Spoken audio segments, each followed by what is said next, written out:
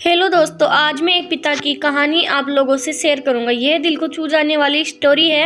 एक पिता के जज्बातों की कहानी है। इस कहानी से आप लोगों को बहुत कुछ सीखने को मिलेगा। इस कहानी को लिखने का मेरा एक ही मतलब था कि मैं पिता की भावनाओं को आप लोगों के साथ बहुत ही सुंदर स्टोरी में पिरोकर आप लोगों से शेयर करूं।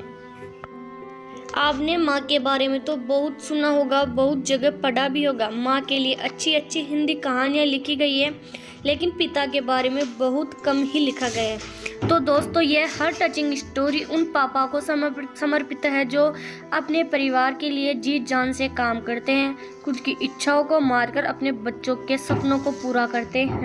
जब मैं घर से गुस्से में बड़बड़ाते हुए निकल आया था और बस स्टैंड की तरफ आगे बढ़ने लगा, मैं मन ही मन बड़बड़ा रहा था, पता नहीं कितने पैसे छुपा के रखे हैं, लेकिन मेरे लिए एक बाइक नहीं ले सकते। अब मैं यहाँ से चला जाऊंगा और तब तक वापस नहीं आऊंगा जब तक मैं खुद के पैसों से बाइक नहीं खरीद लेता।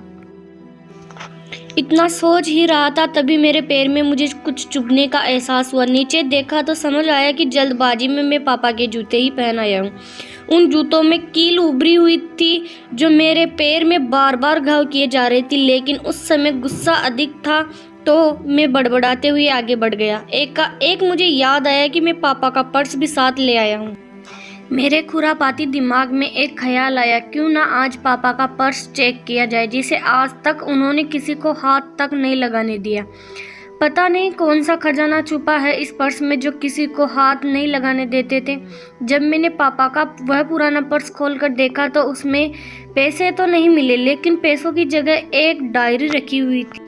तब मैंने सोचा, ओह, तो यहाँ खजाना छुपा कर रखा है। मैं समझ रहा था कि यहाँ पापा ने लिखा होगा कि किस से कितने पैसे लेने हैं और किसको कितने पैसे दिए हैं, लेकिन मैं गलत था। जब मैंने उस छोटी सी डायरी का पहला पेज खोलकर देखा तो वहाँ पर जो लिखा था वह थोड़ा सा सीरियस कर देने वाला था। डायरी में जो लिखा था उसे पढ़ने के बाद मेरे चेहरे पर जो एक्सप्रेशन थे वह गायब हो चुके थे, क्योंकि डायरी में वैसा कुछ नहीं था जैसा मैं सोच रहा था। वहाँ पर उन पैसों का हिसाब लिखा हुआ था जो अलग अलग कामों के लिए अलग अलग लोगों से उधार लिए गए थे। उस लिस्ट में कंप्यूटर के नाम पर भी पैसे लिए थे। कुछ यूँ लिखा था 50,000 बेटे के कंप्यूटर के लिए। यह वही कंप्यूटर था जिसे मैं आज तक यूज कर रहा हूँ, लेकिन मुझे ये पता नहीं था उस कंप्यूटर को खरीदने के लिए पैसे कहाँ से आए थे, लेकिन आज पता चल रहा था। पहली जो विश थी उसमें कुछ जो लिखा हुआ था अच्छे जूते पहनना, ये बातें मेरे कुछ समझ नहीं आई। तभी मेरा पाँव अचानक सड़क पर भरे हुए पानी में पर जा पड़ा और तभी मेरे पाँव में कुछ गीलीपन होने का एहसास हुआ। जब मैंने जूता उतार कर देखा तो उसका तला टूटा हुआ था। यह देखकर मुझे डायरी में लिखी बात याद आ गई।